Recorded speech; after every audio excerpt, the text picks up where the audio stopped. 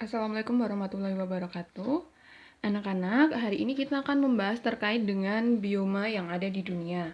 Kemarin kita sudah mempelajari terkait dengan faktor-faktor yang mempengaruhi persebaran flora dan fauna. Kemarin kalian juga sudah menuliskan faktor apa saja yang paling berpengaruh. Nah, tentu saja semua faktor itu saling mempengaruhi ya, tidak bisa kita pisah-pisahkan dari masing-masing faktor ini, karena kalau misalnya iklim saja tidak ada tanahnya, tidak ada ketinggian tempat, tidak ada manusianya juga tidak akan bisa seberaneka ragam saat ini. Nah, ini kemarin ada banyak sekali bioma, tapi untuk kita pelajari akan kita ambil 9 saja. Yang pertama ini ada bioma tundra.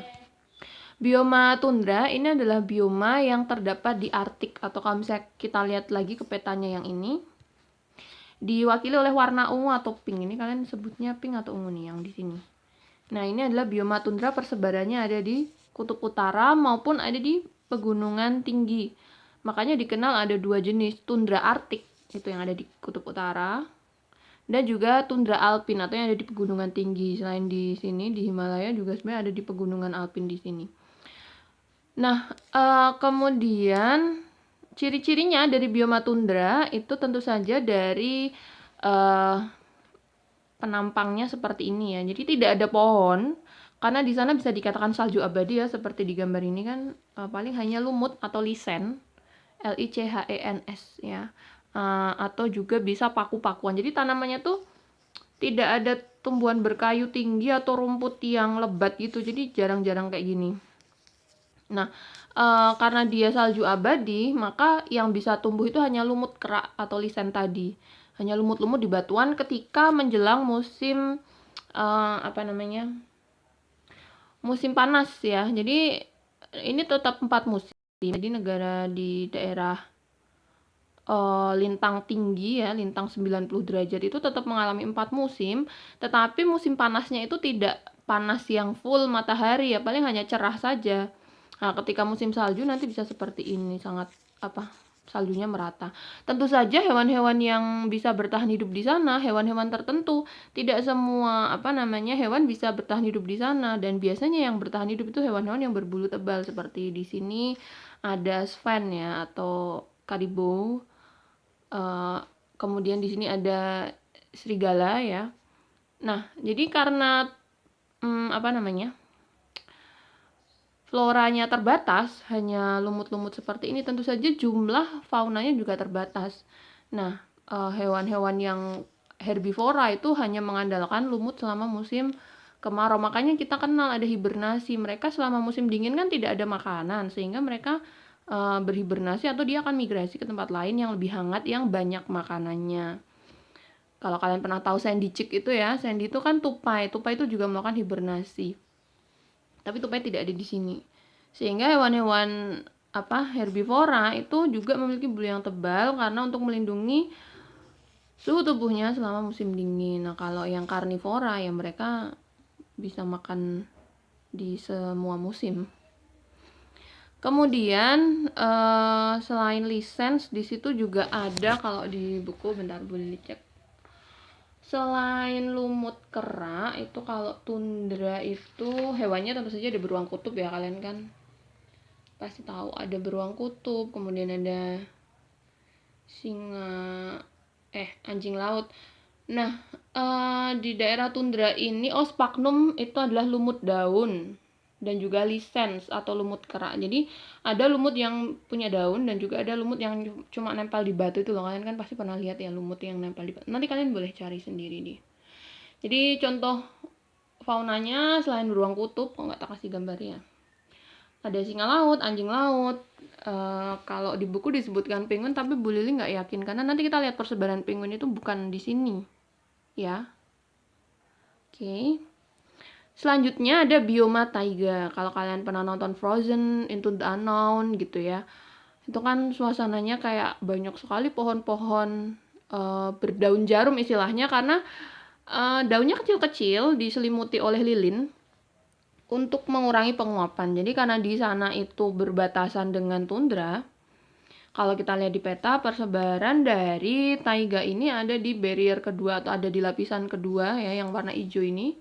Nah, dia ada berbatasan langsung dengan tundra. Makanya taiga ini juga dia, Bu Lili carikan gambarnya yang bersalju karena wilayahnya berdekatan, tapi di sini sudah jauh lebih hangat ketika musim panas, sehingga ada kesempatan untuk tumbuh pohon-pohon ini. Jadi kalau di tundra tadi karena suhunya sangat ekstrim, airnya beku sehingga tumbuhan itu tidak bisa hidup selama musim musim dingin.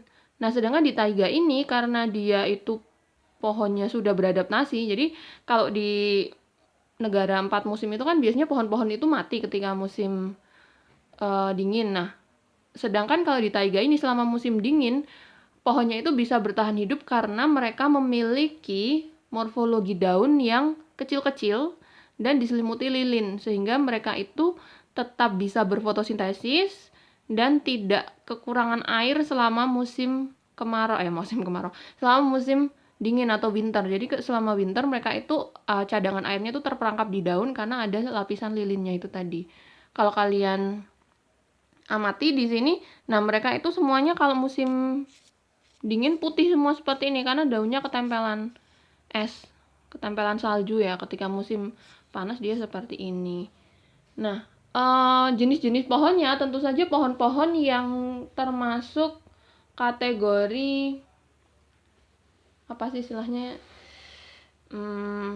konifera ya, konifera atau berdaun jarum, dan pinus. Contohnya ada pohon namanya spruce, spruce. Kemudian ini spruce tuh mirip sama cemara.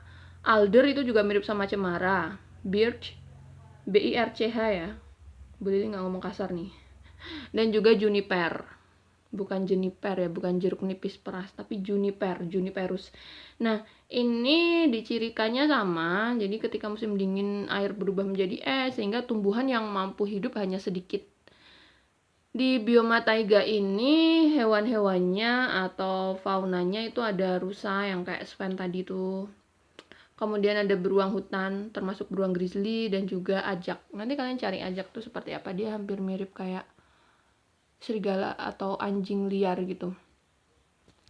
Bioma yang berikutnya, ini yang boleh ditampilkan yang kalian belum pernah ke sana ya.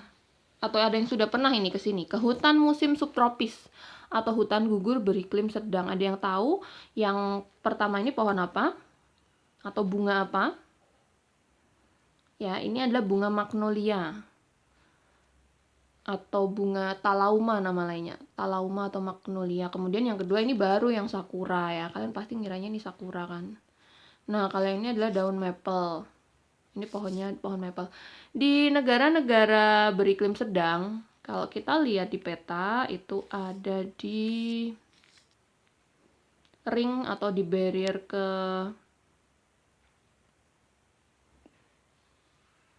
4 ya, yang broadleaf deciduous woodland yang warna hijau ini ya, inilah nggak mau ya, hijau yang bawah ini ya, yang hijau memanjang ini. Jadi kalau kalian ke Eropa, kalian ke Kanada, itu kalian pasti akan menemukan pemandangan ketika musim gugur, itu pemandangan yang sangat cantik seperti ini.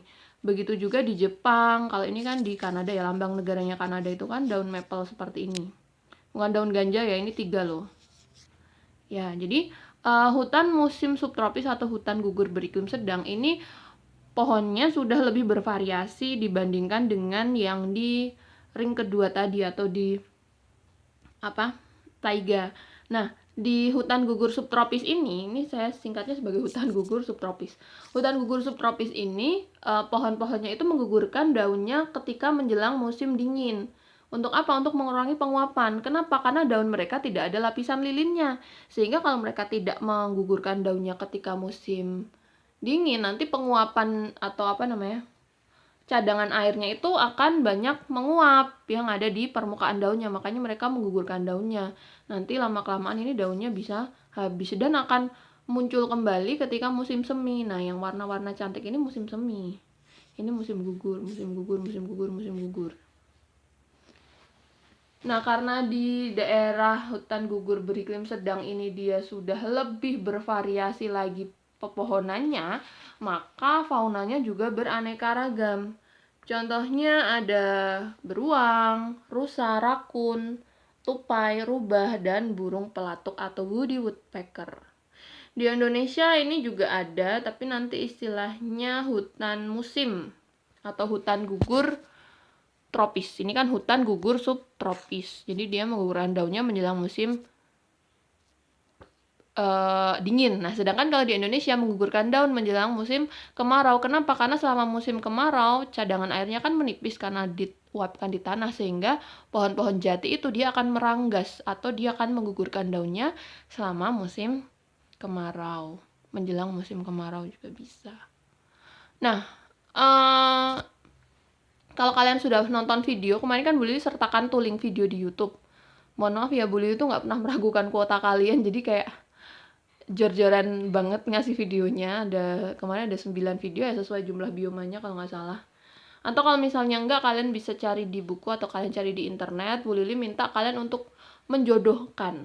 Jadi dari A, B, C, D, E, F ini kalian pasangkan, kalian pairing mana yang merupakan keterangannya.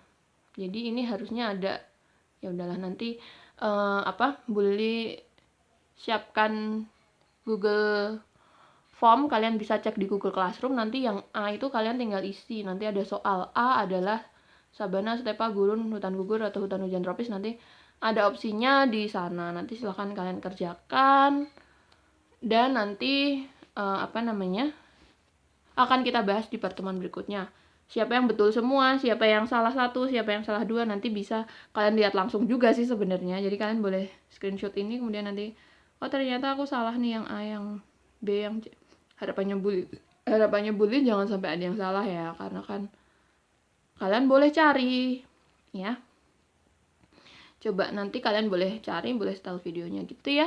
Kalau yang tidak jelas boleh ditanyakan langsung. Kurang lebihnya mohon maaf. Boleh akhiri. Wassalamualaikum warahmatullahi wabarakatuh.